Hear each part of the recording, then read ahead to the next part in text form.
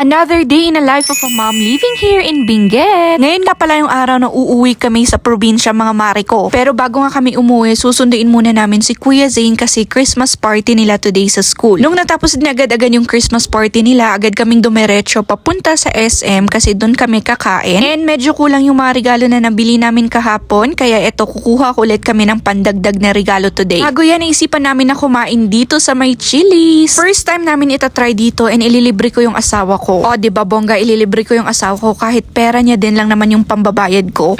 Pumila nga lang din kami kasi saktong lunch na din sa mga oras na to. Maganda pala dito sa Chili's. Tingnan mo, may binibigay silang mga pagbibisihan ng mga anak natin. Dito sa Chili's, umorder kami ng kanilang all for me for 380 pesos each. Bale, meron ka na ditong appetizer, meron ka ng entry, and meron ka ng drink. Bale, sa appetizer kanina, kumuha ko ng clam chowder soup and calamari naman dun sa husband ko. For our entry, para sa akin, kumuha ko ng salmon and ribs naman for my husband. Tapos, ito namang sliders for our kids. Tig-isa sila. Masarap pala talaga yung food nila dito. Tsaka alam nyo, late ko lang na-realize na may napanood ako na I think pag naka 750 pesos minimum spend ka, pwedeng makakain ng free yung mga bata. O diba bongga na, makakatipid ka pa. Ayun nga, nakakuha na rin kami ng mga gift na additional. After nun, umuwi na rin kami and kinuha na namin yung mga bags namin. O yan, ang dami na naming bag. Naghihintay lang kami ng taxi niyan kasi mahirap yung taxi dito sa amin. After 30 minutes of waiting, buti na lang ayan kamo, may bumaba sakto dun sa pinaghihintayan